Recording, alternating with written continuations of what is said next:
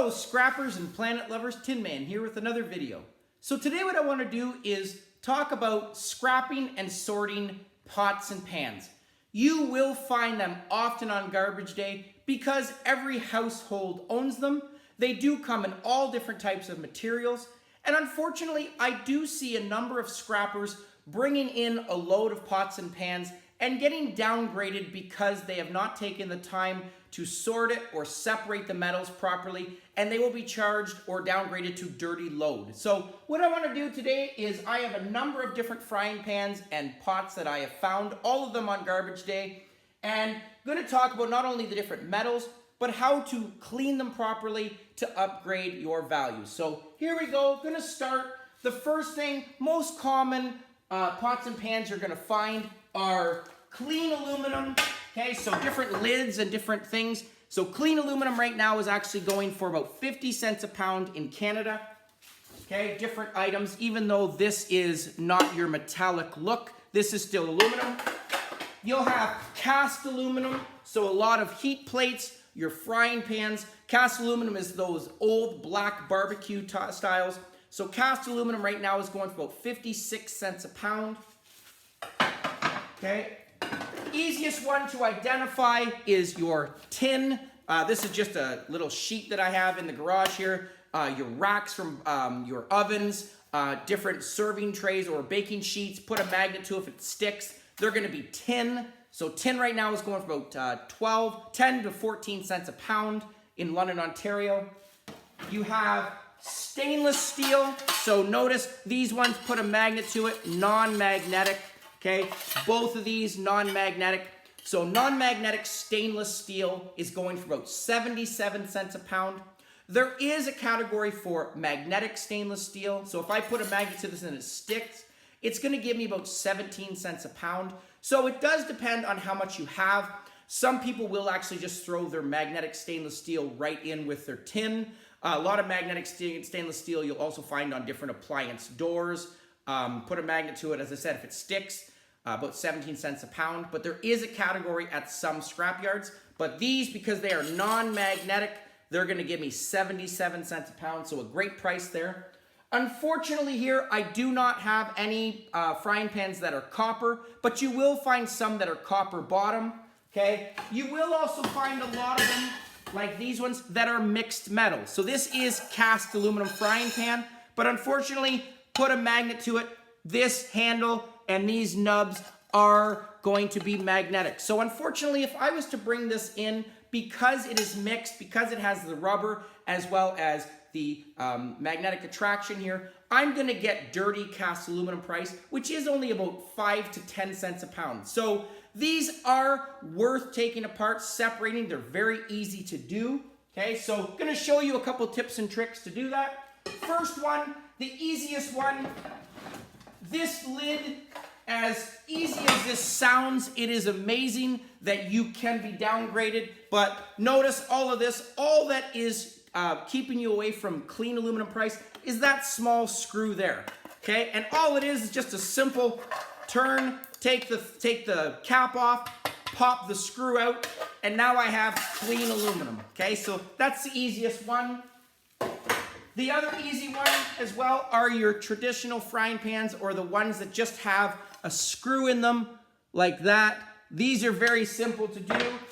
Take me 2 seconds to do this, but it is amazing. I see a lot of people bring their loads in and they do not take the time to do that. They just put them all into a container, and I do think that those scrapyard men, as wonderful as they are, I do think sometimes they are shaking their head at how easy or how bad it was, or unfortunate that they lost out just by taking a couple seconds. So that's it. All I did, took the screw out. This, unfortunately, this handle is plastic, so garbage.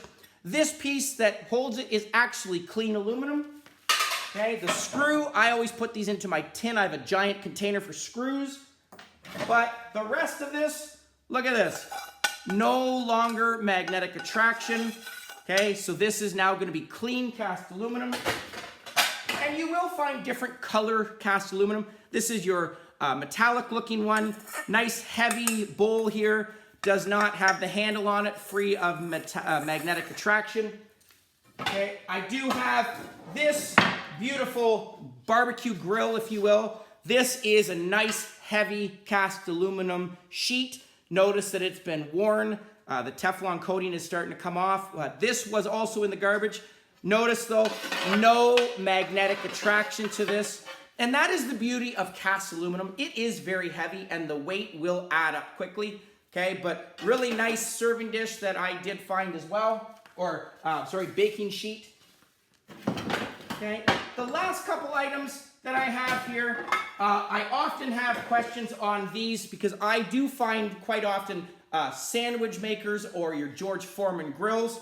Notice this is just a heat plate, but on the bottom, these do have a heating element to it. So both of these are cast aluminum, but notice this one, clean aluminum, but the heating element is magnetic. So this would give me dirty cast, and again, that's about 5 cents a pound.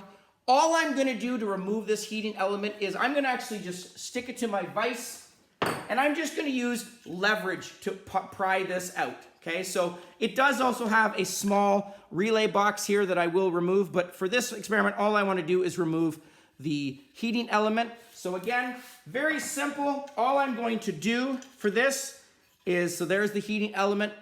Gonna put this on my bench. I have a nice pry grip, or a quick grip, if you will. That's what this is called. I love these things. Okay, I'm just gonna attach it, fasten it to my bench here. And again, I'm just gonna use a pry bar. You can use a flathead screwdriver. I use one of these. I always have safety glasses on as well, but I'm just going to put it underneath here and pull up. Okay, so notice, I'm gonna stop for a sec. All I did was put a pry bar under that, pulled up, and I'm gonna follow this underneath all the way and just keep prying it up. So here we go. I'm gonna turn this for you. So here we go. Just gonna follow it along, sliding it down. Look at how easy that is, okay? And I can actually pull it up with my hand a little bit. So there you go. That is now out, okay? The rest of this, once I take out that relay box, you can see now, no more magnetic attraction. This is your heating element. This, because it is magnetic, I will actually just throw this right into my tin. I do take this wire off. I will put it into my appliance wire because every bit of wire counts. This would be your 60% appliance wire. So this currently right here, this wire is actually going for $2.35 a pound. Okay, but this tin, again, that adds up too. But beautiful hot plate, now cast aluminum at 56 cents a pound. Okay, I do also want to make a mention with identifying different metals. Okay, I did have a couple questions on how to identify the difference between stainless steel and aluminum. The easiest or most conclusive test is your grinder test. If I was to put a grinder to this and it sparks, it's going to be stainless steel. There are a lot of aluminum pans like this that can be strainers. If I put a grinder to that and it does not spark, then it's aluminum. Okay, so aluminum does not spark. So very quick to show you, here we go.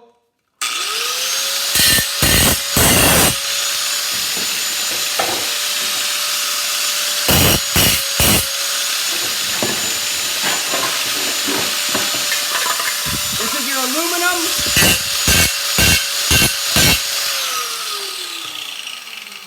So there you go.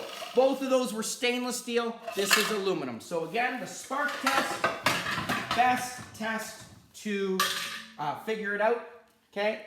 And the last thing, this one, so this too, stainless steel, but the only thing keeping me away from clean stainless is that screw, so easy to take that out.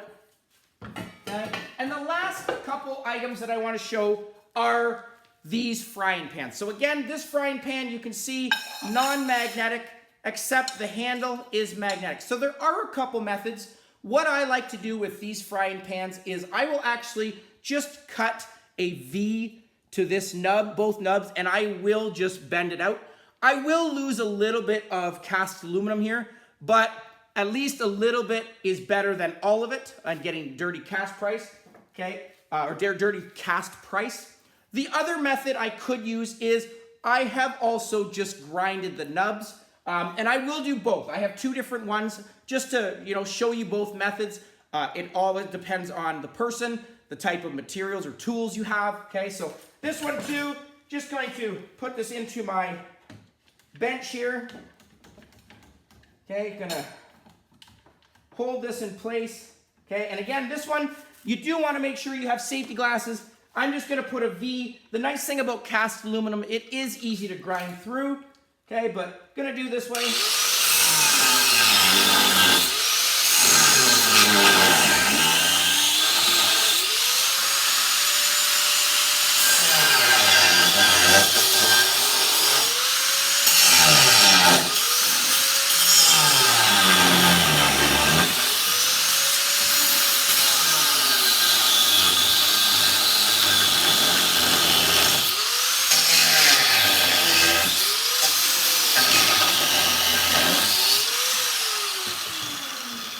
Okay, unfortunately, my grinder blade is starting to get smaller, but there we go. Just bend it off, and there you go. So all I've lost is these tiny little pieces here, okay? Not much. I actually can just take a pair of side cutters if I really wanted to, if I was that meticulous. Look at that. Bend that off. I really lost nothing. So I just pull that off. There you go. So I got nothing. This now, again, is all going to be magnetic. So I will just throw this right into my tin. This is an example of your magnetic stainless steel. But again, because I only have a little bit of this, just going to throw it in the tin. Okay, and now I have the frying pan. There you go. All clean cast aluminum. Okay, this pot, again, if I had more of my grinding blade, I can start it. But I could also, as I said, just hit these nubs here. They're hard to see because they're black, but I could just file down those as well. I'll try starting one for you, see if it works.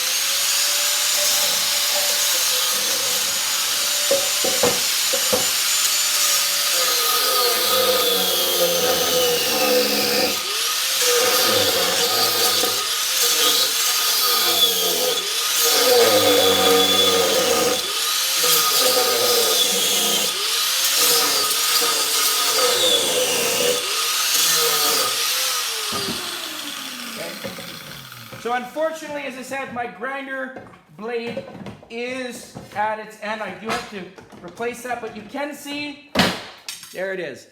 It's popped off. There is no longer any magnetic attraction. Very simple to do, okay? So again, just some simple tips and tricks. I just upgraded all of those, and I really wish that scrappers that came in with these did take that time, because very simple to do. Hope that was informative. Again, these are questions I commonly get from scrappers or new viewers, and I will do my best to continue to answer those questions and give you some demonstrations to help you with some of my tips and tricks. And I love working with the scrapping community to help all of us. And also not only environmentally, which is very important, but monetarily as well for those that are trying to make some extra money. So again, hope you enjoyed that. Please comment down below, like, share, subscribe, and I'll catch you on the next one. Tim Man out.